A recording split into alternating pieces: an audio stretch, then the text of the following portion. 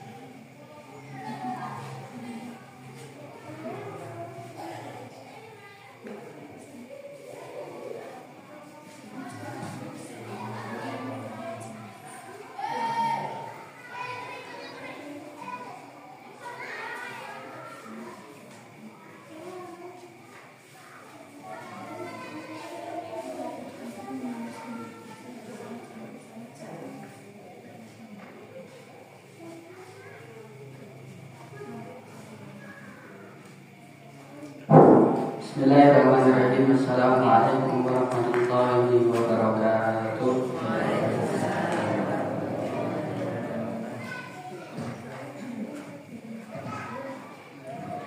A'udzu billahi minasy syaithanir rajim. Bismillahirrahmanirrahim.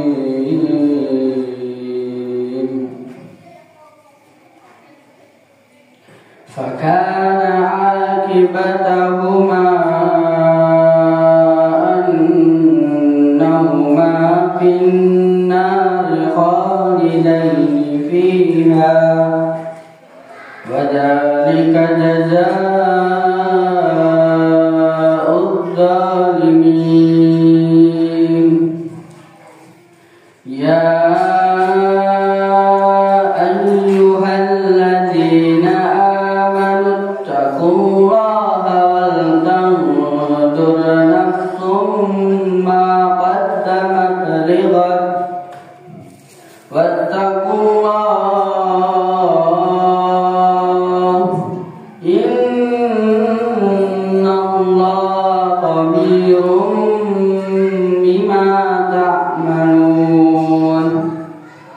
ولا تكونوا كالذين نسوا الله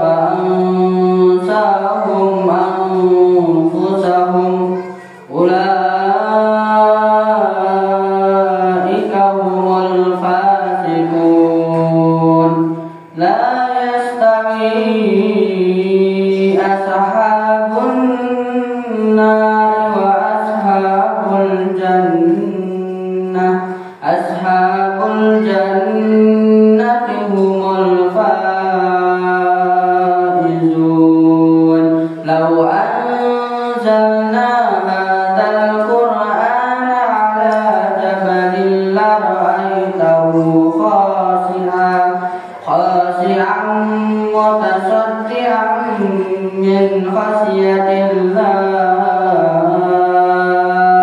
وتلك الأمثال نضربها للناس لعلهم يتفكرون هو الله الذي لا إله إلا هو عالم الغيب والشهادة هو الرحمن الرحيم هو الله الذي لا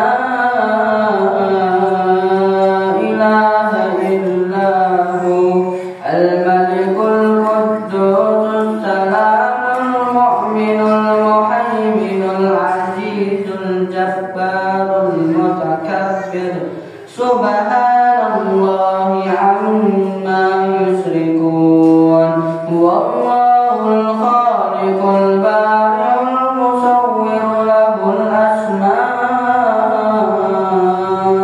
الحسنى يسبح له ما في السماوات والأرض وهو العزيز الحكيم صدق الله العظيم. Assalamualaikum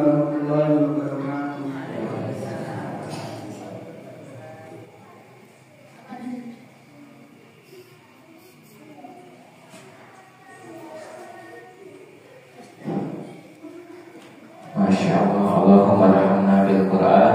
Matur sebelum sangat kepada Mas Abdullah yang sudah berkenan untuk membacakan ayat-ayat suci Al-Quran kepada kita semua. Semoga semakin menambah keberkahan pengajian pada malam hari ini. Ya, seperti suara Syekh Timur Tengah gitu, merdu suaranya membuat hati menjadi lebih tenang. Oke, Bapak Ibu sekalian, baik meningkat ke acara yang selanjutnya, yaitu inti daripada pengajian pada malam hari ini yang insya Allah akan diisi oleh beliau Ustaz Afrizal Mustafa LCMA, tentang Sirah Nabawiyah, panduan pertama dalam kita memahami kitab suci Al-Quran. Langsung saja kepada beliau, waktu dan tempat dipersilakan.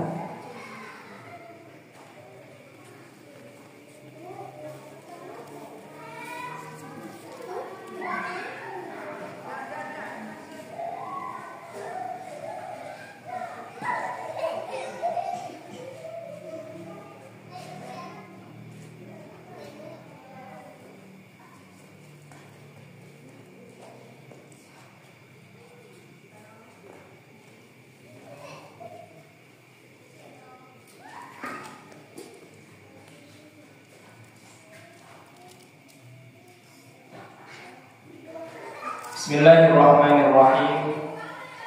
Assalamualaikum warahmatullahi wabarakatuh. Alhamdulillahirabbil alamin. Wassalatu wassalamu ala asyrafil anbiya'i wal mursalin wa ala alihi wa sahbihi ajma'in wa man tabi'ahum bi ihsanin ila yaumiddin.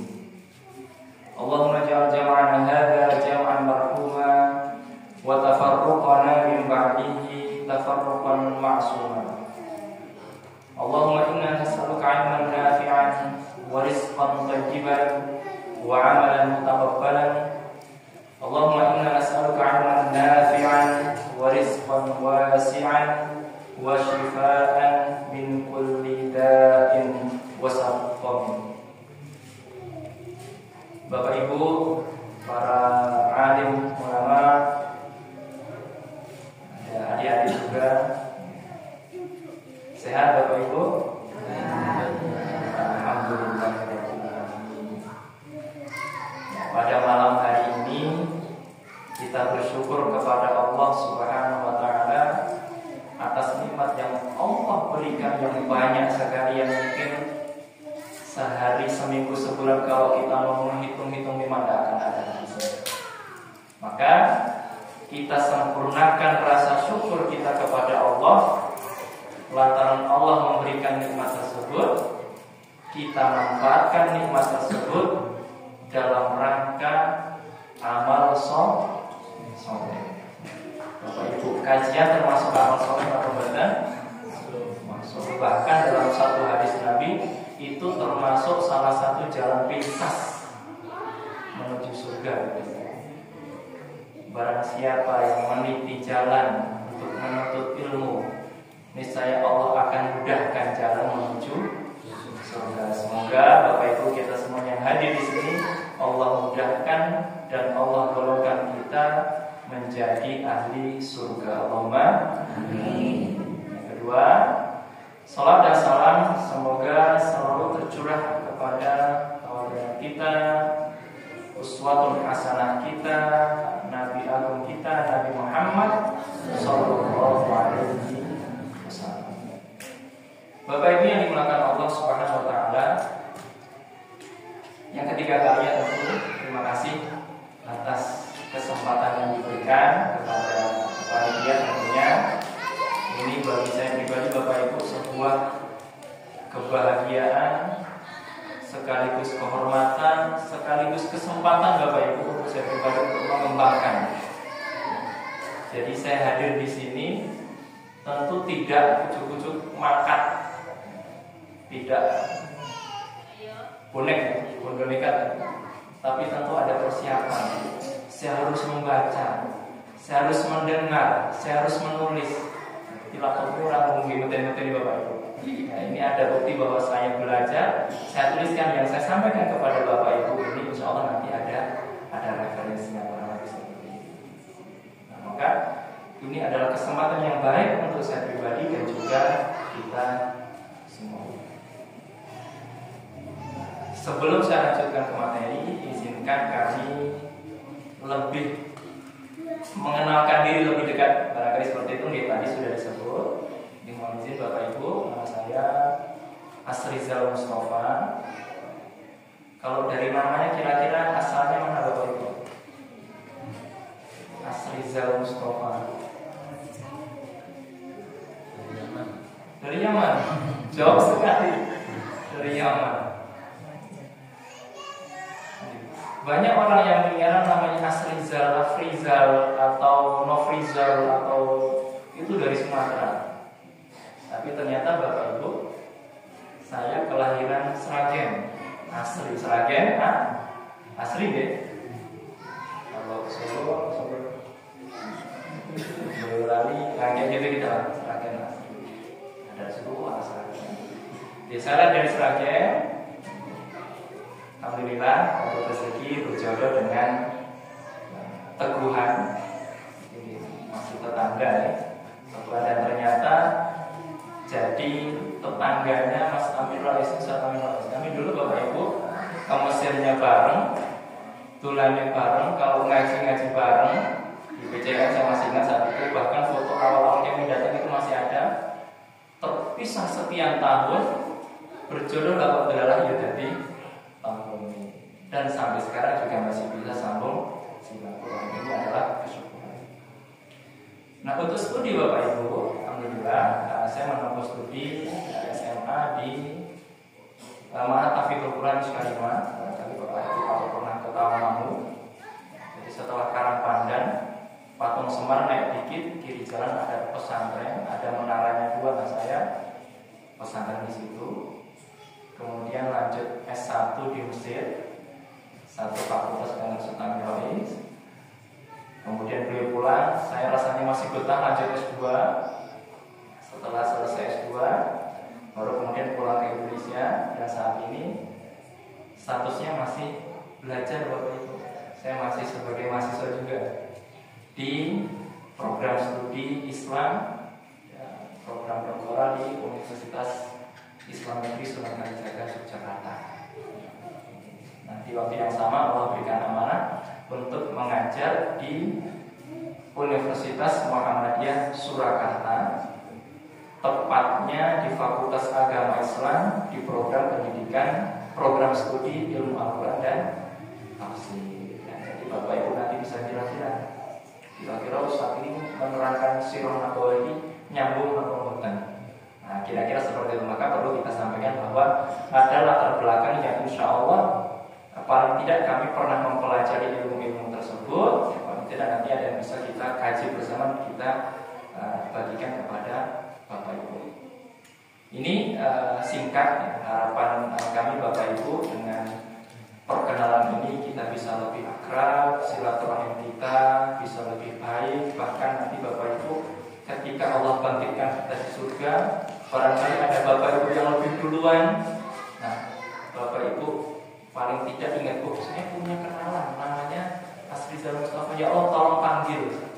Nah, itu maksudnya. Jadi ta'aruf itu bukan sekedar kenal-kenalan tok, tapi kita silaturahminya kita sambung, bukan hanya di dunia tapi sampai nanti di akhirat. Dan begitu juga sebenarnya. Bapak Ibu yang dirahmati Allah SWT, pada kesempatan kali ini saya diberikan amanah untuk membahas sirah nabawiyah. Bapak Ibu nate mireng napa niku tegese sirah nabawiyah. Sirah tulisannya sirah.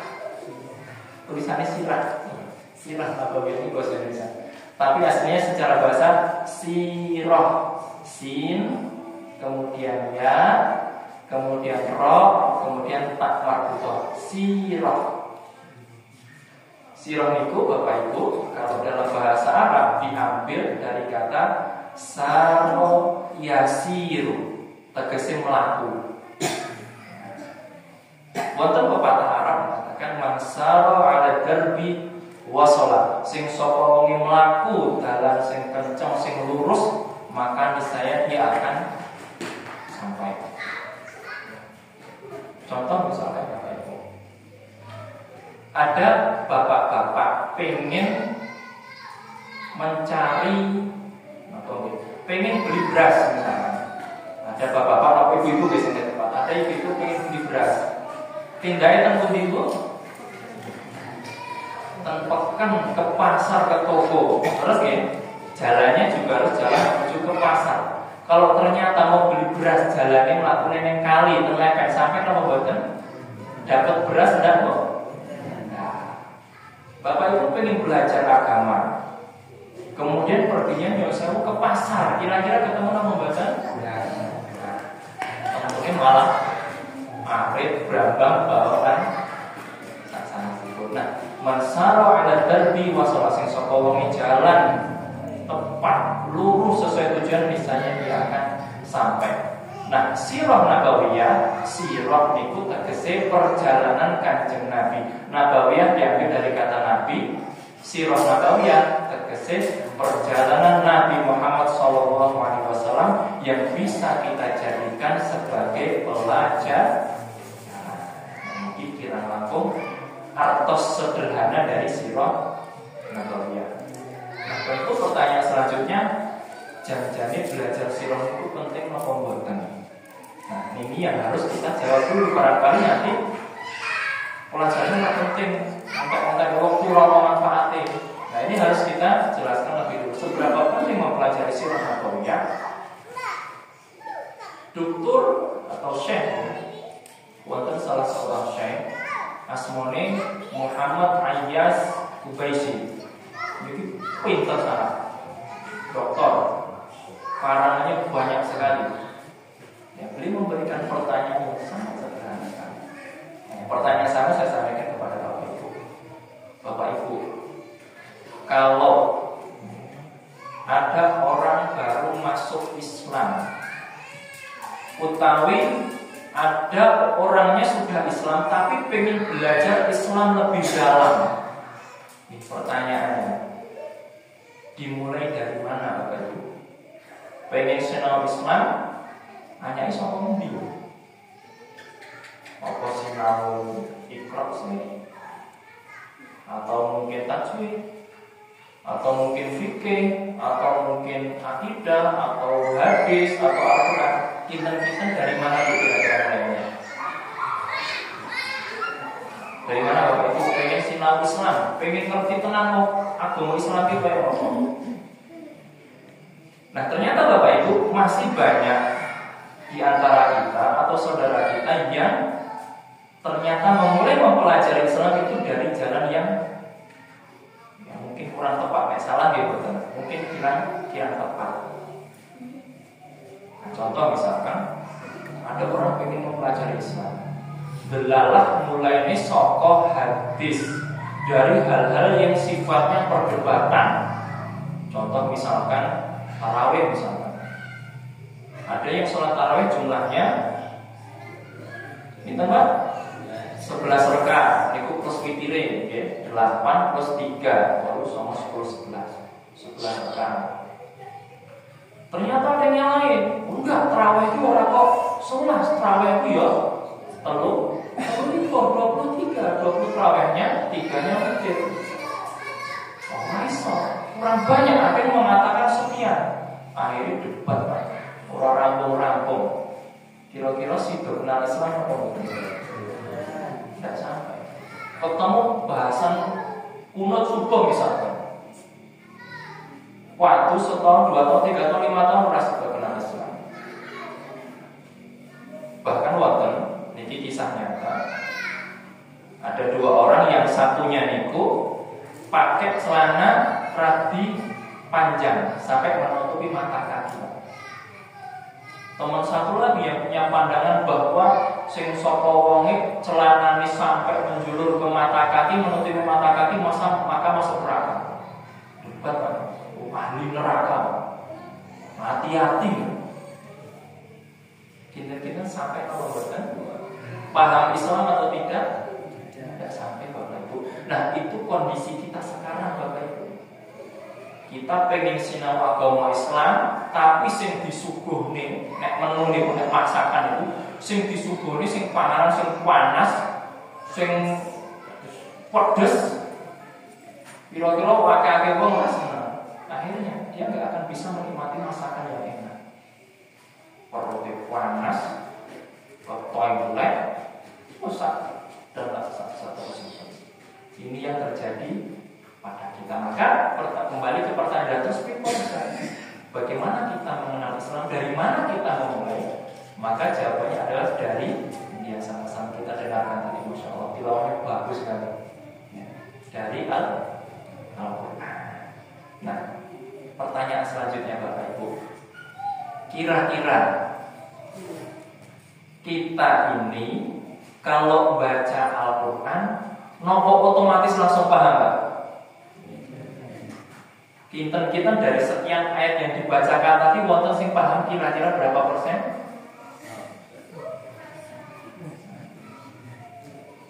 Maka jawaban selanjutnya adalah bagaimana cara kita memahami Al-Quran selain terjemah, selain terjemah atau tafsir.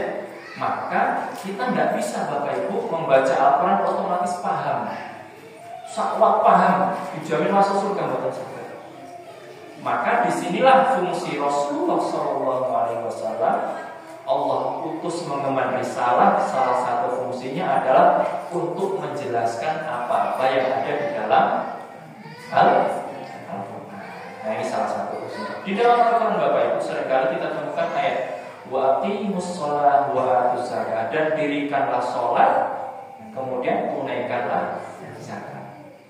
Di Al-Quran Bapak Ibu temukan sholat itu jam pinten, jumlah rakaatnya pinten, toto coronipun pripun.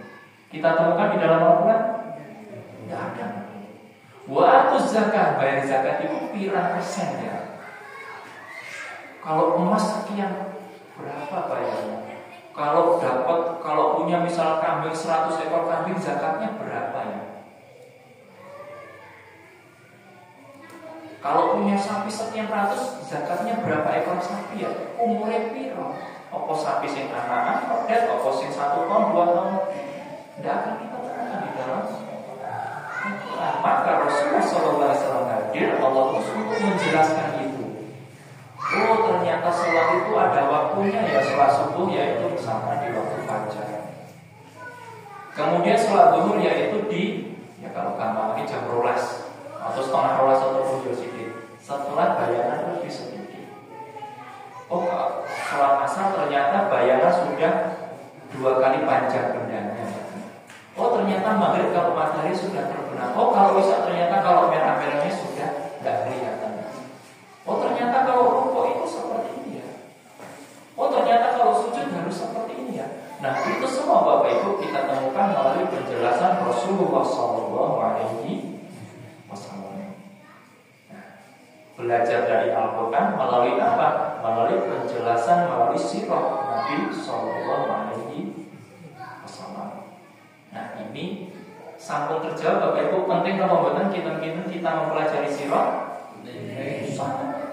Contoh yang kedua, di dalam Al-Quran ada ayat wasariqu wasariqatu faqta'u aydiyahuma jazaa'an bima kasaba nakalan minallah. Nek ketemu maling cekelan ketok tangane. Di dalam Al-Quran bunyinya seperti itu. Apa ya seperti itu Bapak Ibu? Wah, ini lagi berjuang. Sekarang itu viral. Dibegal ngelawan, sing ngelawan malah dipenjara.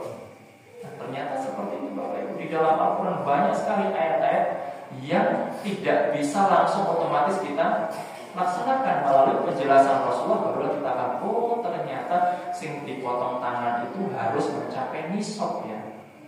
Mosok mau nyolong nopo zaman biyen itu ceritanya Mbah mungkin Bapak Ibu juga pernah mengalami ketika masa paceklik itu yang dimakan itu gaplek terus nggak singkong itu mosok maling sewu mencuri singkong dipotong tangannya. Tidak seperti itu. Ada takarannya, ada batasannya. Dan kemudian siapa yang melakukan, apakah kita boleh main hakim sih? Tentu tidak. Ada pihak wajib yang diberikan wewenang. Nah, jadi melalui penjelasan Rasulullah kita bisa memahami Al-Quran secara benar. Nah, Bapak Ibu yang dirahmati Allah SWT, bahwa selanjutnya adalah kenapa Al-Quran tidak otomatis bisa kita pahami, karena Allah SWT turunkan Al-Quran itu tidak seketika sablek. Al-Quran turun 30 juz tidak. Allah turunkan Al-Quran secara berangsur-angsur. Ada yang dibagi menjadi dua. Yang pertama ada Al-Quran yang Allah turunkan karena asbabun nuzul, ada sebab-sebabnya yang melatar belakangi, ada yang Allah turunkan otomatis sebagai pedoman, sebagai panduan kita. Nah, ketika kita temukan ayat-ayat yang ada asbabun nuzul, itulah yang kemudian bisa kita semakin paham untuk memahami Al-Quran. Karena sejarah itu kan berulang ya. Sejarah itu berulang. Sing bedanya namun pelakunya saja. Nama orangnya saja, tempatnya saja yang berbeda. Contoh misalkan kemarin Bapak Ibu di tahun COVID itu 2020 ya, 2020. Apakah itu yang pertama kali di dunia ini? Tentu tidak. Kemudian rame-rame, wah nggak boleh sholat di masjid, sampai debat nih Pak. Mau sholat orang di masjid, nanti kalau nyebar gimana? Terus gimana mau sholat di masjid? Mau seorang mau Jumatan? Semua rame kita lihat. Dan ternyata Bapak Ibu itu pernah terjadi. Bahkan bukan hanya sekali, beberapa kali. Salah satunya ketika kita membuka sejarah, ada di Irak saat itu mungkin tahun ratusan Hijriah. Kalau sekarang 1400 Hijriah. Itu tahun sebelum sampai 1000 itu pernah terjadi wabah. Bahkan bisa jadi dalam cerita lebih parah. Ada cerita yang lain sama-sama yang akhirnya tidak dianjurkan sholat jamaah di masjid karena terjadi peperangan Pak. Nek metu sangka omah, wis insyaallah nyawa hilang. Kira-kira pernah terjadi seperti itu? Sampai akhirnya sholat jamaah tidak diwajibkan di masjid, boleh di rumah karena menjaga nyawa itu jauh lebih penting. Nah, ketika kita membaca Al-Quran Bapak Ibu, seringkali kita temukan sejarah, kejadian, dan itu berulang. Bisa jadi kemarin, bisa jadi sekarang, bisa jadi nanti. Sing beda ini hanya pelakunya saja, orangnya saja. Maka Allah turunkan Al-Quran. Kemudian Rasulullah SAW jelaskan, itu salah satunya untuk kita jadikan pedoman. Oh, nek kejadian kaya ngene, maka solusinya seperti ini. Oh, kalau masalahnya maka solusinya ini. Nah, itu Rasulullah memberikan panduan kepada kita semua. Nah, tapi dalilnya satu sudah jelas di dalam surat Al-Ahzab. A'udzubillahi minasyaitonirrajim. Wa anzalna ilaika dzikra litubayyina lin-nasi ma nuzila ilaihim wa la'allahum yatafakkarun. Yang artinya wa anzalna ilaika, dan telah kami turunkan kepadamu wahai Nabi Muhammad Adzikra. Adzikra itu maksudnya adalah nama lain dari Al-Quran. yang kita baca ini punya nama lain selain Al-Quran. Ada sebutannya Adzik, ada nama lain Al-Furqan, dan seterusnya. Warzana ilaika dzikra, dan telah kami turunkan kepadamu wahai Nabi Muhammad dzikra Al-Quran ini. Kemudian apa? Litubayyina linnas. Allah berikan kewajiban kepada Rasulullah SAW untuk menjelaskan. Litubayyina dari kata bayyana yubayyinu, tegese menjelaskan. Kenapa? Karena Al-Quran kalau dibaca begitu saja itu mungkin kita tidak bisa mempraktikkan. Contohnya sudah kita singgung di awal. Manuzila ilaihim, atas apa yang diturunkan kepada mereka, maksudnya Al-Quran, wala'allahum yatafakkarun, agar mereka senantiasa mau berpikir. Nah, ini dalil yang pertama. Dalil yang kedua Bapak Ibu, di dalam surat An-Nahl, ini terkenal sekali, mungkin kita sudah hafal semua. A'udzubillahi minasyaitonir rajim. Laqad kana lakum fi Rasulillahi uswatun hasanah liman kana yarjullaha wal yawmal akhir. Sungguh, kalau bahasa Arab Bapak Ibu, la itu fungsinya adalah untuk taukid, untuk penguat, untuk penegasan. Qad itu juga sama, penegasan satu, la ditambah qad, berarti sungguh. Karena lakum fi Rasulillah, di dalam diri Rasulullah SAW itu ada suri tauladan bagi untuk siapa? Liman kana yarjullah, untuk orang-orang yang berharap rahmat Allah, orang-orang yang berharap nanti suatu saat ketemu Allah, orang-orang yang yakin nanti akan ada suatu hari di mana amal perbuatan kita dihisab oleh Allah, wal yawmal akhir, dan juga hari akhir. Ini dua dalil, dua bukti bahwa kita harus mempelajari sirah nabawiyah. Yang pertama untuk memahami Al-Quran, yang kedua bahwa di dalam sirah Nabi Muhammad SAW itu ada suri tauladan yang bisa kita pelajari. Bapak Ibu yang dimati Allah SWT, selanjutnya adalah sebenarnya mempelajari sirah itu untuk apa? Itu nih. Nah, ini pertanyaan selanjutnya. Oke. Maka seringkali kita salah paham Bapak Ibu.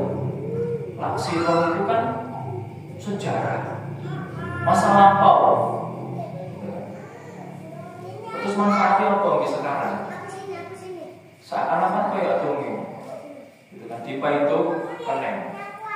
Nah, maka ini perlu kita luruskan bahwa ketika kita mempelajari sirah itu kita bukan sekedar mempelajari tanggal-tanggal Rasul lahir tanggal sekian, Rasul kemudian menikah umurnya sekian, Rasul meninggal tahun sekian, usianya sekian. Bukan hanya itu Bapak Ibu yang dirahmati Allah, tapi ada pelajaran besar yang bisa kita ambil dan harus kita ambil sebagai pelajaran. Nah, ternyata masih banyak Bapak Ibu yang kita gagal paham. Contoh misalkan, ketika kita membaca di dalam surat Al-Kahfi, ya, di dalamnya ketika kita bertemu hari Jumat itu kan ada disunahkan ya, membaca surat Al-Kahfi. Di dalam surat Al-Kahfi itu ada cerita namanya Ashabul Kahfi, di mana Ashabul Kahfi itu punya anjing Pak. Diceritain bakal buhumba setun biro'ahi bil wasit. Anjingnya itu menjaga di mulut gua. Jadi nek misalkan ada binatang berbisa atau ada yang berbahaya, itu dia jaganya.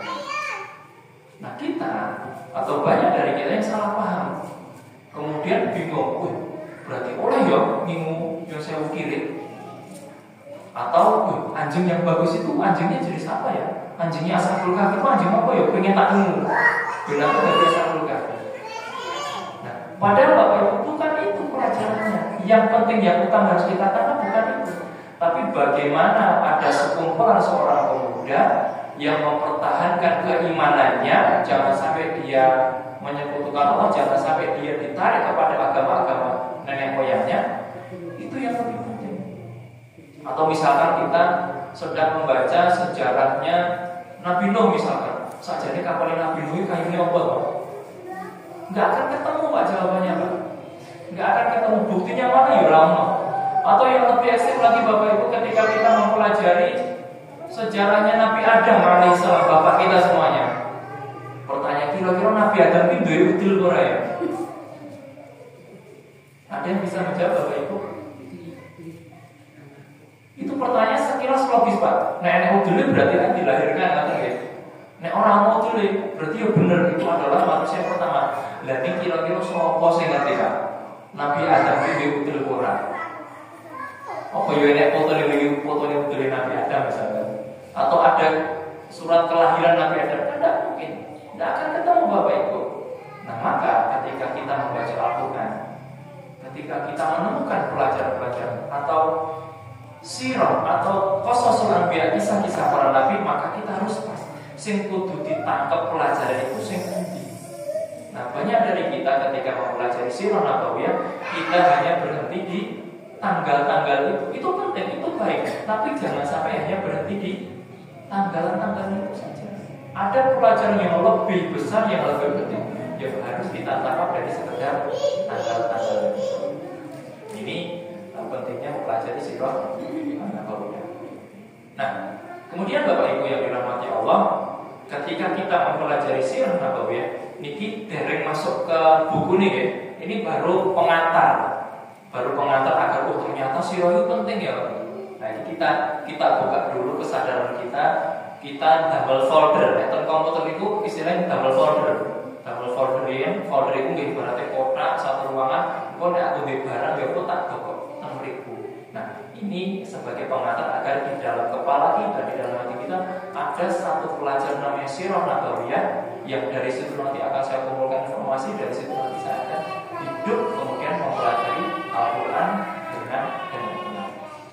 Nah, ketika kita mempelajari Al-Quran, ketika kita mempelajari sirah nabawiyah, itu sebenarnya Bapak Ibu, kita sedang membangun pemahaman keislaman kita secara utuh.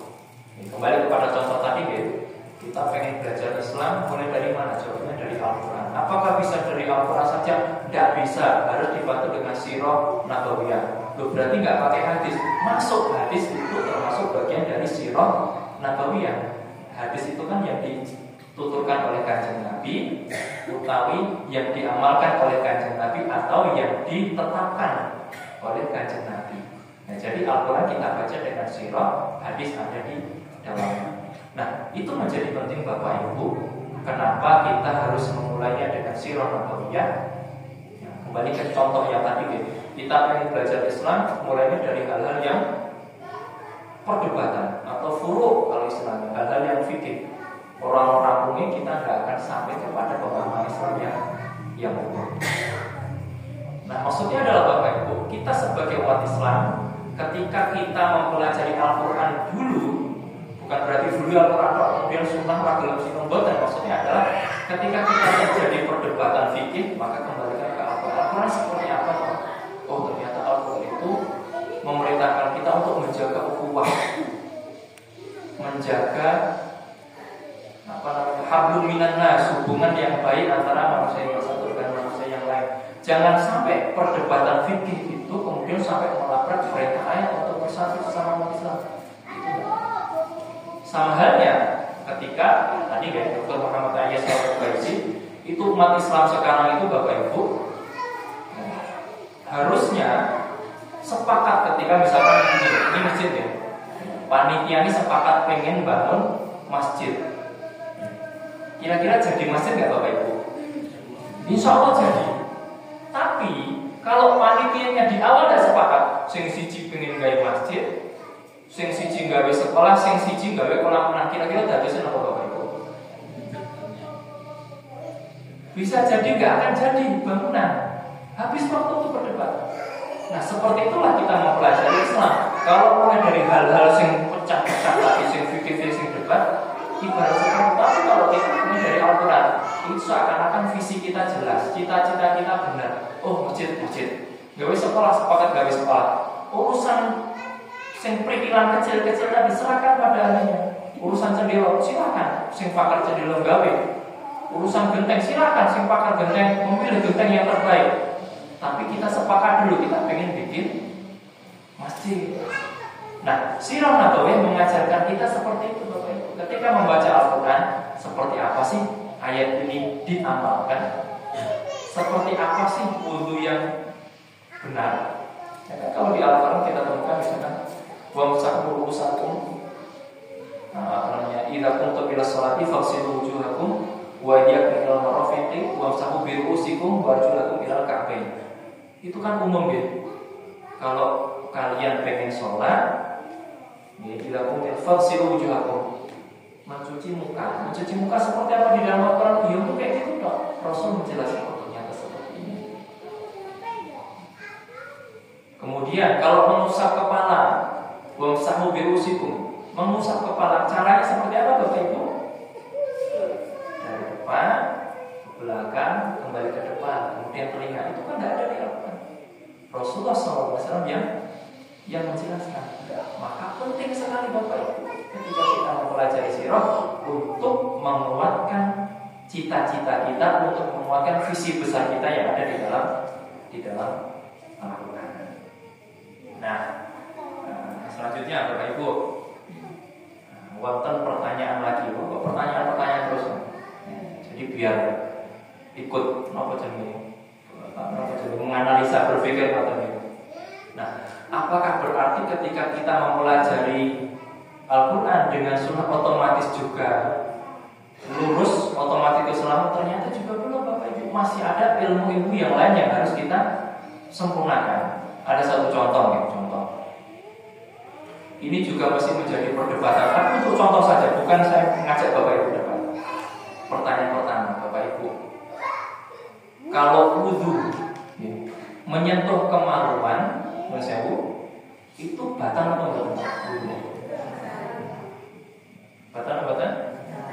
Nah, Bapak batal atau enggak? Enten yang berpendapat tidak batal? Batal semua? Oke. Ada satu hadis itu pun sahih. Rasulullah SAW nantikan pernah bersabda, ya, suatu ketika ada seorang sahabat bertanya, wahai Rasulullah, kalau saya berwudu kemudian saya menyentuh kemaluan, batal atau batal?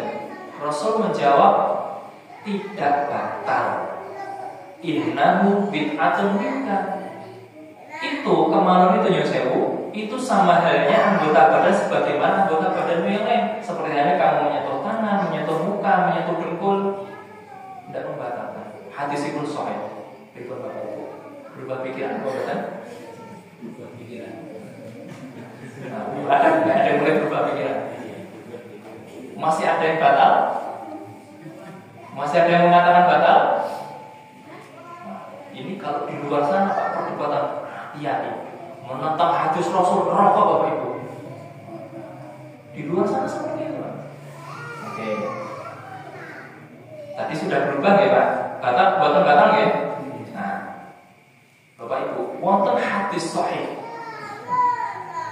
Rasul SAW mengandikan man massa dzakarahu falyatawadda. Sing sapa nyentuh kemaluan wajib bagi dia mengulang wudu. Batal Pak ternyata ada hadis sahih. Ayo, berubah pikiran, yo balik batal. Hadis itu sahih Pak. Berubah pikiran. Nah, kalau tetap hati-hati Pak menentang hadis sahih, Pak nggone neraka. Di luar sana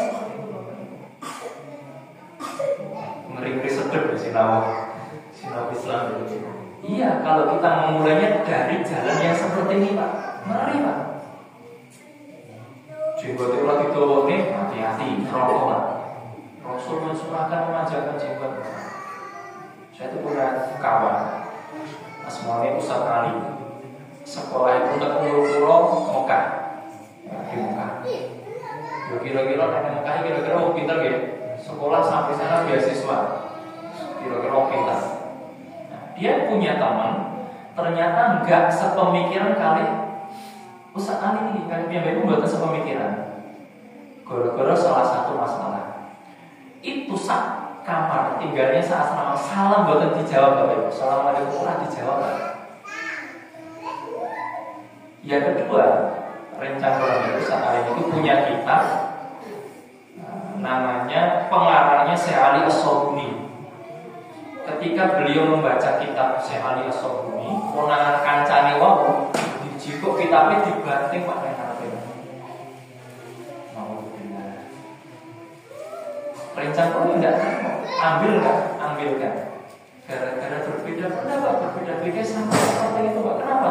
Ya karena belajar Islamnya dari hal-hal yang berdebat, enggak apa Bapak Ibu. Contohnya tadi, ya, hadis Rasulullah SAW tentang berwudu membatalkan apa betul. Di dalam Al-Quran juga ada Bapak Ibu. Nanti kita simpan dulu jawabannya. Kan bingung ya. Maksudnya biar orang ngatur. Soalnya sih bener sih dikotak. Di dalam Al-Quran juga sama. Di dalam surat Al-Maidah ayat 3 Bapak Ibu, itu tentang tayamum. Kemudian salah satunya membahas tentang pembatal wudu. Allah berfirman, "Aula mastumun nisa, au ja'atum minkum minal ghaibi, aula mastumun nisa." Sing salah satu pembatal wudu adalah ketika ketika kita keluar dari kamar mandi. Maksudnya minal ghaib itu adalah buang air besar atau buang air kecil atau kentut, itu membatalkan. Yang kedua ada aula mastumun nisa, menyentuh perempuan. Menyentuh perempuan batal atau Bapak Ibu?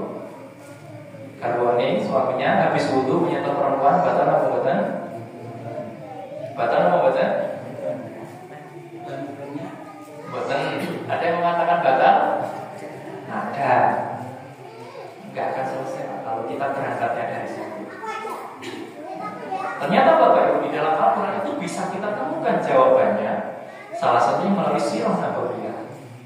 Contoh misalnya Allah mastumun nisa itu tentu dari qiraat ya. Menyentuh perempuan di situ memang ulama berbeda pendapat.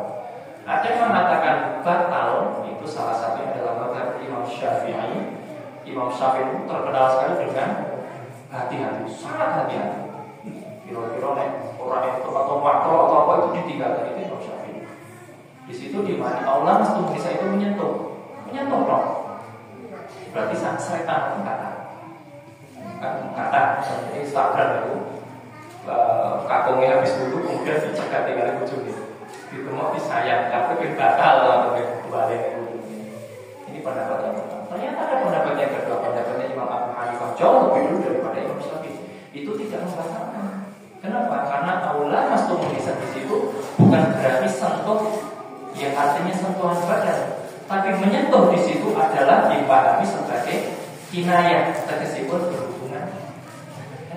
Kali kalau kalau berhubungan badan berarti baru membatalkan. Namun jawabnya berarti bukan membatalkan.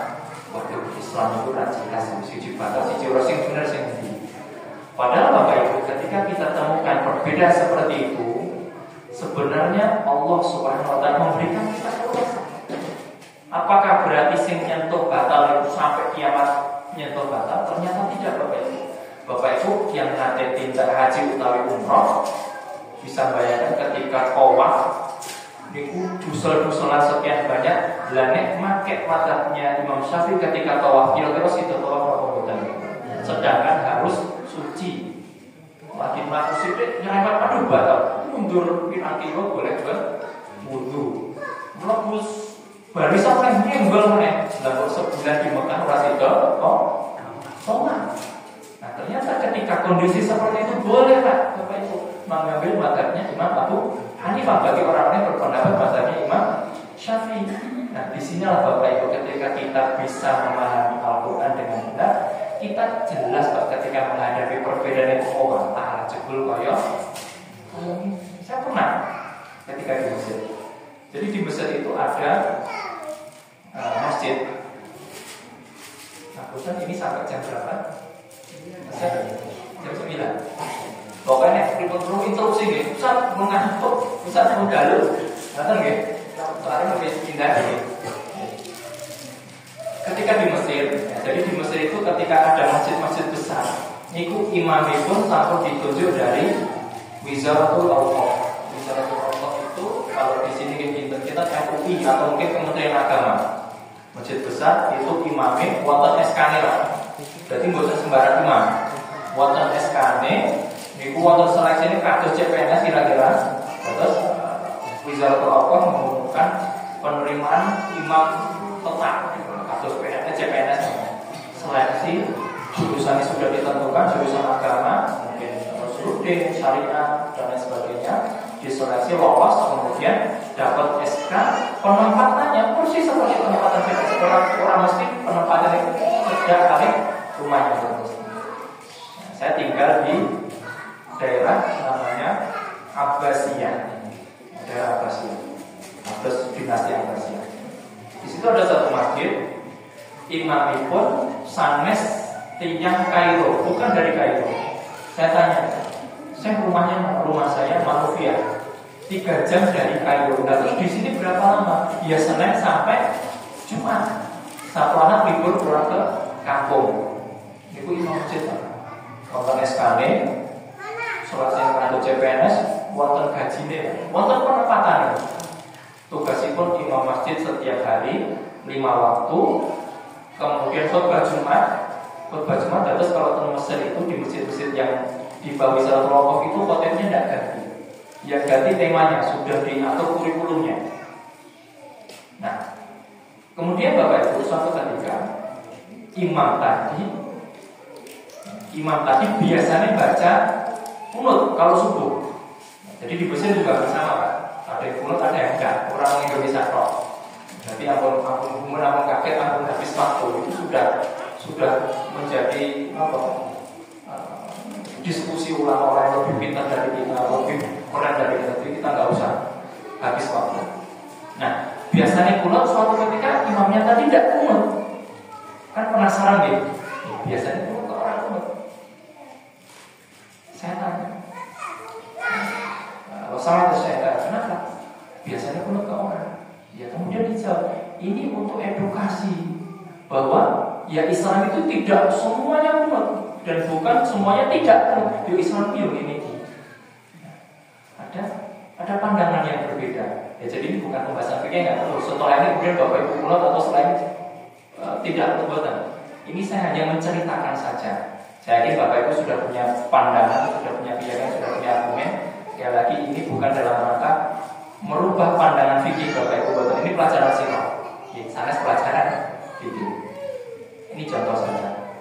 Nah, ketika orang sudah paham garis besarnya apa atau ternyata adalah mengikuti Kanjeng Nabi, ternyata harus menjaga ukhuwah Islamnya. Ketika kita dihadapkan dengan pembahasan fikih, tidak habis energi Pak. Tidak seperti rencang lowo sampai berdebat goro-goro masalah apa, orang tutur sapa sampai banting-banting bukunya, sampai mengatakan neraka dan lain sebagainya.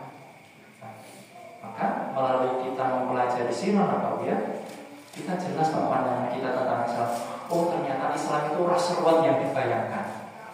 Oh ternyata Al-Quran itu tidak sulit yang dibayangkan. Oh ternyata Islam itu tidak debat-debat Pak di sini. Al-Quran itu ternyata juga Islam itu ternyata isinya juga indah. Melalui apa? Melalui perjalanan Rasulullah SAW. Nah, selanjutnya kita masuk ke materi. Nah, ini bukunya Bapak Ibu insya Allah. Jika ada kesempatan yang akan datang, jika berjodoh kembali, ya insya Allah saya akan menyampaikan temanya Sirah Nabawiyah. Nah, buku yang akan saya pakai salah satunya ini. Terus buku Sirah itu patah. Banyak dari yang paling tipis sampai paling tebal.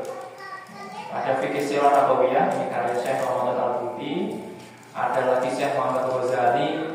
Ada Syekh Muhammad Sholabi lebih tebal, tapi sudah diskusi dengan Ustaz. Terus pakai buku yang terus yang kira-kira yang paling tipis mau ya, tipis.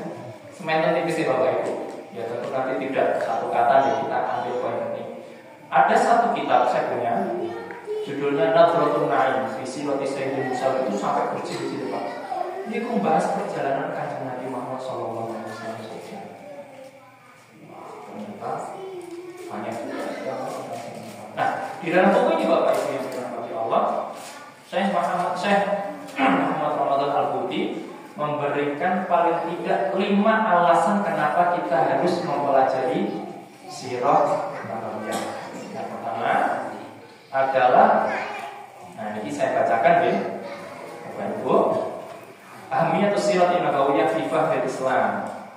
urgensi atau keutamaan mempelajari sirah dalam rangka memahami Islam secara utuh. Itu ada 5. Beliau menuliskan di buku ini ada 5. Bahwa yang pertama adalah fahmu syakhsiyatir Rasul sallallahu alaihi wasallam min khilali hayatihi wa dhurufihi allati 'asha fiha. Yang artinya adalah dengan mempelajari sirah nabawiyah kita bisa mengenal pribadi Nabi Muhammad sallallahu alaihi wasallam. Terus kalau kita mempelajari Nabi itu kita bukan sekedar mempelajari Nabi sebagai Rasul, Nabi sebagai Nabi boten Pak. Nabi sebagai seorang manusia itu juga dipelajari dalam sirah nabawiyah. Bagaimana kanjeng Nabi makan, bagaimana kanjeng Nabi berjalan, bagaimana kanjeng Nabi pakai pakaian. Itu kan tidak semuanya ibadah manusia ya. Ada ibadah-ibadah yang sifatnya manusiawi. Rasulullah masih seperti kita. Kemudian kenapa Nabi Muhammad SAW harus menggembala kambing? Kenapa Nabi Muhammad SAW pintar berniaga? Ternyata Rasul itu sergap. Rasul itu etos kerjanya tinggi. Di usia 15 tahun sudah pergi ke luar negeri. Bapak Ibu, siswa pintar sama nikah? Ada yang lebih dari 60 tahun sudah keluar kota Bapak Ibu. Nah, keluar kota itu Boyolali dan Seragen itu belum keluar kota. Keluar pulau nanti Bapak Ibu. Keluar pulau itu dari Jawa ke Sumatera, Jawa ke Kalimantan, Jawa ke Bali, itu sudah keluar pulau. Nah Bapak Ibu, kanjeng Nabi Muhammad SAW di usia yang sangat muda sekali itu sudah pergi ke luar negeri, bahkan perdagangan internasional Pak. Itu beliau belum sebagai Nabi Pak, dan itu pelajaran yang luar biasa Pak. Hebat ya. Kira-kira nih anakku dengan setelah kita mempelajari sirah nabawiyah, anakku butuh koyo Nabi. 15 tahun sudah sampai luar negeri, 20 tahun sudah sampai ke Australia, sudah sampai ke Arab misalnya. Untuk apa? Perdagangan internasional, bisnis, mungkin belajar, mungkin beasiswa. Bisa dicontoh dalam kita mempelajari sirah. Jadi tidak sekedar kita mempelajari Rasul sebagai Nabi mengemban dakwah, menyampaikan apa, tidak hanya itu, tapi jauh lebih luas sekali pelajarannya. Kemudian, kenapa Rasul menikahnya di usia 25? Kenapa Rasulullah SAW menikah dengan Sayyidah Khadijah? Kenapa Rasulullah SAW di usia yang beliau bisa dipercaya orang-orang Quraisy saat itu? Bukan orang biasa saat itu. Kalau nanti kita temukan pelajarannya, orang-orang Quraisy itu konflik dalam meletakkan Hajar Aswad. Jadi Hajar Aswad itu sudah turun-temurun. Kira-kira sapa sing iso menyelesaikan masalah dan ditunjuklah kanjeng Nabi. Ini Rasul ora pinter. Itu belum jadi Rasul Bapak Ibu. Masih orang biasa seperti kita. Itu tidak mungkin. Orang biasa orang mungkin bisa menyelesaikan atau ketetapannya dipatuhi orang. Itu nasional. Kira-kira negara. Itu kita pelajari di dalam sirah nabawiyah. Terlebih ketika Rasulullah SAW setelah Allah berikan risalah, Allah turunkan Al-Quran, Allah tunjuk sebagai Nabi, lebih jauh. Ini yang pertama. Nah, dengan mempelajari sirah nabawiyah, kita bisa mempelajari sosok kanjeng Nabi sebagai manusia, sebagai orang sebelum diutus sebagai Nabi dan setelah Allah tunjuk sebagai Nabi dan Rasul. Yang kedua, saya baca teksnya. Yang kedua, ayatul insan baina yadayhi suratan lil mathalil a'la fi kulli sya'nin min syu'unil hayatil fadilah. Dengan kita mempelajari sirah nabawiyah Bapak Ibu, kita bisa menemukan contoh figur teladan yang bisa kita contoh. Contoh Bapak Ibu, sing jujur ya, jujur piye Pak? Kalau nggak ada contohnya kan nggak bisa. Ya maka Rasul jujur itu seperti apa? Sing amanah ya, amanah itu seperti apa? Kita bisa amanahnya kayak ini loh ya. Rasul ketika mendapatkan amanah menggembala kambing, menunaikan perniagaannya Sayyidah Khadijah, Ini loh amanah, bukan hanya ngedol kita, tapi juga amanah, disiplin, bahkan bisa menghasilkan keuntungan yang luar biasa. Ada contohnya. Nah, ya Bapak Ibu, saat ini kan anak-anak kita, anak-anak muda itu kan kesulitan cari idola, terus ya, sampai kangelan boleh idolanya orang-orang Korea. Karena idolanya artis-artis, harus membuat Pak. Kalau kita menjadikan orang-orang itu sebagai idola, belum tentu Pak, belum tentu. Bisa jadi sekarang soleh, nanti di akhir hayatnya naudzubillah dia menjadi orang yang misalnya tersesat atau murtad, naudzubillah. Maka ya, salah satu rahasia, kalau mencari idola, kalau mencari contoh, mengidolakan seseorang, maka carilah idola orang-orang yang sudah meninggal. Kenapa? Ya sudah pasti, hidupnya sudah jelas. Kalau kita mencari idola yang seorang hidup, bisa jadi belum tentu kalau dia nanti meninggal husnul khotimah. Terus gitu. Atau bisa jadi misalkan Bapak Ibu senang salah satu calon presiden misalnya. Jadi calon paling aku itu sobo, itu pokoknya aku kalau itu mesti urip makmur, mesti benar. Tapi ternyata suatu ketika dia berubah, yang tadinya baik berubah jadi jelek, kan kecewa dia. Lalu gitu. Ini contoh saja. Semoga nggak ada di dunia nyata. Tapi kalau kita mencari idola orang yang sudah meninggal dan tercatat dengan tinta emas sejarahnya baik, silahkan. Nah, satu-satunya idola terbaik sepanjang masa, apalagi kita sebagai umat akhir zaman, yaitu adalah Rasulullah Shallallahu Alaihi Wasallam. Itu tepat kita jadikan idola. Bahkan dari lahir kemudian pemudanya seperti apa, menikah sampai meninggal wafatnya, itu tepat kita jadikan idola. Boleh nggak kita mengidolakan Umar bin Khattab? Boleh. Kenapa? Sudah meninggal, sudah dicatat dengan tinta emas bahwa Umar bin Khattab adalah khalifah kedua setelah Abu Bakar As-Siddiq. Ketika menjadi pemimpin sangat tegas. Bahkan suatu ketika Umar bin Khattab ini, Umar bin Khattab ini kan pemimpin, Amirul Mukminin, pemimpin tertinggi, pemimpin agama sekaligus pemimpin negara. Nah beliau Umar bin Khattab ini ketika di akhir hayatnya itu nembung Bapak Ibu kepada Sayyidah Aisyah, tolong izin, tolong. Jadi beliau kan gerah ya, waktu itu kan ketika di akhir hayatnya ditusuk atau ya, kemudian mengutus putranya Abdullah, nah tolong sampaikan ke ibunda Sayyidah Aisyah, saya pengen izin dimakamkan di samping makamnya kanjeng Nabi. Padahal itu presiden Umar bin Khattab, Amirul Mukminin, pemimpin tertinggi saat itu, siapapun harus patuh, harus taat. Ketika pengen dimakamkan saja, minta putranya untuk minta izin. Kenapa? Ya karena Sayyidah Aisyah yang paling berat. Kira-kira kata gitu. Makam suaminya Rasulullah SAW, di sampingnya makamnya Abu Bakar As-Siddiq, juga di tempatnya beliau. Dan yang paling bagus Bapak Ibu, Umar bin Khattab ini ketika menyuruh putranya, nak tolong sampaikan Umar bin Khattab minta izin, pakai nama Umar bin Khattab sebagai person. Bukan sebagai presiden. Presiden punya pergi, wah saya Aisyah. Wah saya apa presiden? Nek tak tolak yo piye? Nek ditolak yo piye? Tapi Umar bin Khattab sampaikan kepada bagi ibunda Sayyidah Aisyah, Umar bin Khattab sebagai seorang Umar bin Khattab minta izin. Apakah sekali minta izin? Tidak, bahkan sampai 2 kali. Ketika nanti saya sudah meninggal, bahwa kedepannya Sayyidah Aisyah izin sekali lagi, apakah berkenan saya dimakamkan di samping orang tercintanya? Kenapa Pak harus 2 kali? Kan ini kasih izin. Umar bin Khattab menjelaskan, nah wingi kan aku saya urip, barangkali ibunda Aisyah perkewo.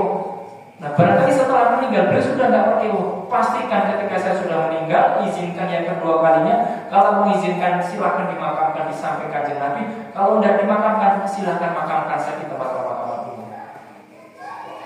Umar bin Khattab luar biasa. Boleh kita jadikan idola? Boleh. Ini Bapak Ibu, kita harus meluruskan putra putri kita yang seakan-akan hilang arah. kangelan golek idola. Maka melalui sirah nabawiyah kita ditemukan oleh Allah ini loh contoh idola yang patut kita jadikan idola, Rasulullah SAW dan juga para sahabatnya. Yang ketiga, nah ini poin yang saya jadikan judul hari ini ya, sirah nabawiyah, panduan utama memahami Al-Quran. Di poin nomor 3, dengan kita mempelajari sirah nabawiyah membantu kita dalam memahami Al-Quran. Sudah kita panjangkan ini. Nah, kemudian yang keempat, dengan kita mempelajari sirah nabawiyah Bapak Ibu, kita bisa mendapatkan wawasan yang utuh tentang keislaman. Tadi sudah jelas ya, mengenai sinau Islam dari hal-hal yang perdebatan orang bakal paham. Seperti apa Islam? Islam itu debat. Islam itu apa? Islam itu nek bocor atau bareng. Islam itu apa? Islam itu repot soal kunut. Islam itu apa? Islam itu soal terawih bingung. Enggak jadi orang paham Islam. Nah, melalui kita sirah nabawiyah, membaca Al-Quran dengan pendekatan sirah nabawiyah, kita bisa memahami Al-Quran secara utuh. Kenapa? Karena di dalam Al-Quran itu kan isinya tentang akidah, tentang keyakinan yang benar seperti apa, tentang hukum-hukum yang benar, yang halal, yang haram seperti apa. Rasulullah jelaskan. Apakah hal haram hanya diterjemahkan, hanya dituliskan di dalam Al-Quran saja? Tidak, Bapak Ibu. Di dalam Al-Quran itu hanya panduan umum saja. Kita temukan misalkan, contoh misalkan, kalong itu hukumnya apa? Kalong itu coklat, hukumnya apa? Halal atau haram? Tidak ada di dalam Al-Quran. Betul ya? Tidak ada. Kadal. Wonten sing makan kadal? Tidak ada. Halal atau haram? Betul atau tidak ada di dalam Al-Quran, kita temukan. Tapi orang bilang, lumayan gila ini makan. Nah, Rasulullah SAW jelaskan ada hukum-hukum. Oh, ternyata misalkan Hurrimat al-Maitah itu misalkan diharamkan bagi kalian bangkai. Dan yang menutup seluruh bangkai haram. Di dalam Quran bangkai. Padahal Bapak Ibu kalau beli ikan, apakah selalu ikan segar Bapak Ibu? Kan gimana? Bandeng nanti Bapak Ibu kalau beli bandeng cek oke. Kan buat sudah di apa besek nih guys. Itu bangkai apa urip? Bangkai ya? Maksudnya orang berarti bangkai. Hal apa haram? Halal. Padahal di Al-Quran tidak ada Bapak Ibu. Dijelaskan oleh Kanjeng Nabi, iya bangkai haram, kecuali ada pengecualiannya ikan. Salah satu ternyata Rasul yang menjelaskan di Al-Quran. Nah, sama ada ketika tadi ya, apakah burung elang itu halal atau haram? Enggak, ini kita temukan kata-kata elang di dalam Al-Quran. Tapi Rasul jelaskan di dalam Al-Quran ada kandung.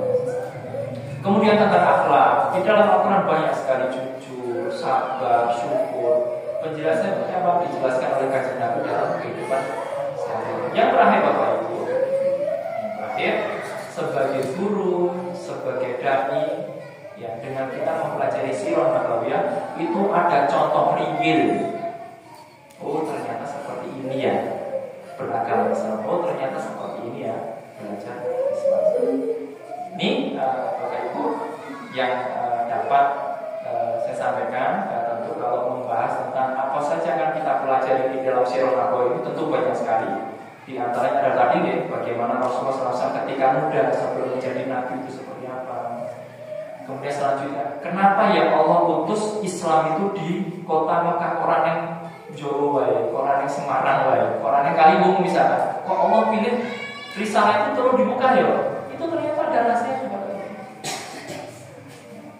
Kemudian bagaimana Rasulullah SAW berbisnis, bagaimana Rasulullah SAW memberikan kontribusi yang nyata bagi masyarakat, bagaimana Rasulullah menjadi seorang panglima. Terus Nabi itu Bapak Ibu bukan hanya tugasnya seperti ini di masjid ngajar, ada saatnya Rasul itu sebagai panglima perang, ada saatnya Rasul itu sebagai pemimpin negara, dan ada saatnya Rasulullah SAW sebagai seorang suami. Bagaimana memulihkan istrinya, bagaimana kalau istrinya tidak berkenan, bagaimana kalau istrinya ternyata tidak masak. Pernah loh Bapak Ibu, Rasul itu pernah 3 purnama. 3 purnama itu kira-kira 3 bulan ya, tidak pernah menyala api di rumahnya atau masak. Nanti Bapak Ibu terus dinesongi, terus disongeni bojone. Itu ada contohnya di dalam bagaimana Rasul bermasyarakat sosial itu ada Bapak Ibu. Nah, itu semua nanti insya Allah akan kita pelajari di pembahasan sirah nabawiyah. Demikian Bapak Ibu yang dapat kami sampaikan. Semoga ini menjadi kunci penasaran Bapak Ibu. Ternyata sirah itu menarik ya. Jadi tugas pula hari ini membuat Bapak Ibu penasaran mempelajari sirah. Kalau pertama langsung sirah itu dulu kokoh ya. Jadi ditarik dulu. Ternyata menarik juga ya sirah. Oh ternyata Rasul itu hebat ya. Ternyata Rasul itu hebat bukan gara-gara langsung dikasih nabi, enggak. Ya karena bisa dididik dari kecil. Oh pasti aku untuk anak cilik pengen tak ajarin seperti sebagaimana sirah nabi. Oh saya seorang ustaz. Oh bagus ini untuk saya ajarkan ke murid-murid saya. Oh saya seorang dai. Oh bagus ini untuk saya jadikan materi. Nah kurang lebih ini Bapak Ibu untuk tema kita di hari ini. Sedikit banyak, semoga dapat ada manfaatnya. Sekiranya ada kesalahan itu dari saya pribadi, saya mohon maaf yang sebesar-besarnya. Sekiranya ada yang baik bisa kita ambil pelajaran. Prinsipnya Bapak Ibu kalau ngaji, kalau belajar dengan saya pribadi itu khud masofa wadah kadar, ambil yang jernih, tinggalkan yang keruh. Nah, ini prinsipnya Bapak Ibu pegang hari ini ketika dengan saya khud masofa wadah kadar, ambil yang jernih. Bahkan ada yang jernih monggo diambil, bahkan ada yang pas silakan diambil. Tapi kalau ada yang keruh, satu salah, dalil salah, ngawur, tinggalkan. Yang keruh tinggalkan, ambil yang jernih. Dan ini silahkan kita boleh pakai kaidah ini ketika belajar dengan siapapun. Boleh jadi salah seorang ustaz salah di satu hal, bukan berarti seluruh ceramahnya salah. Oh dia salah di pembahasan itu, masih ada yang bisa diambil yang jernih-jernih. Kata Bapak Ibu sudah balik matur suwun atas kesempatan yang baik ini. Melalui ini semoga kita semakin paham dengan Al-Quran. Semoga dengan pemahaman kita terhadap laporan-pemahaman yang baik semakin mendekatkan kita kepada surga Allah Subhanahu wa taala. Amin. Kita kembalikan ke acara. Saya tutup. Wabillahi taufiq wal hidayah. Wassalamualaikum warahmatullahi wabarakatuh.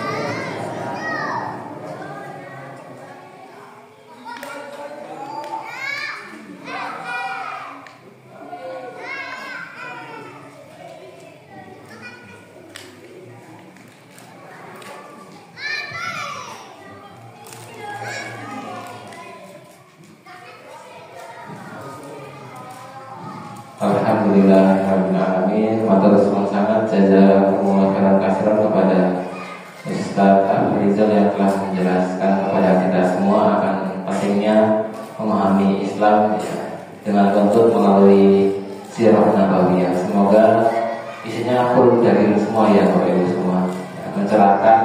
Ya semoga kedepannya Ustaz Afrizal bisa rutin mengisi di musola Giri Salam, menjelaskan akan pentingnya tadi baru pengantarnya ya, yang buat kita semakin penasaran dan semoga ya ke depan bisa rutin mengisi di sini. Kalau pekan pertama itu kan ada Ustaz Sarjono ya, kemudian ada Ustaz Rois ya, masih ada pekan-pekan selanjutnya yang Ustaz Rois double di situ ya. Semoga nanti bisa diisi oleh Ustaz Afrizal, bisa meluangkan waktunya, bisa 1 bulan sekali di musola Giri Salam. Mantan dia sekali. Bapak Ibu sekalian, barangkali dari sedikit pengantar tentang sirah nabawiyah dari Ustaz Afrizal ada yang mungkin membuat penasaran hingga Bapak Ibu ada pertanyaan, monggo bisa dipersilakan.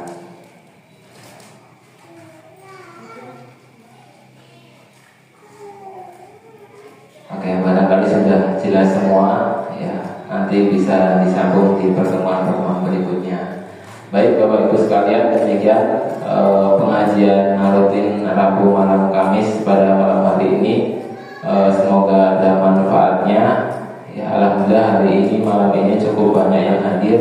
Nanti Bapak Ibu sekalian mungkin bisa menyebarkan informasi pengajian di musola Giri Salam. Barangkali ada sanak saudara tetangga yang belum mendengar di sini ada pengajian rutin, nanti bisa diajak supaya semakin berkah ya. Jadi Bapak Ibu sekalian, demikian pengajian pada malam hari ini. Kita akhiri dengan doa kafaratul majlis dan alhamdulillah. Subhanallah wa bihamdika asyhadu an la ilaha illa anta astaghfiruka wa atubu ilaik. Alhamdulillahirabbil alamin. Dari saya cukup sekian. Apabila banyak khilaf dan salahnya saya mohon maaf. Assalamualaikum warahmatullahi wabarakatuh.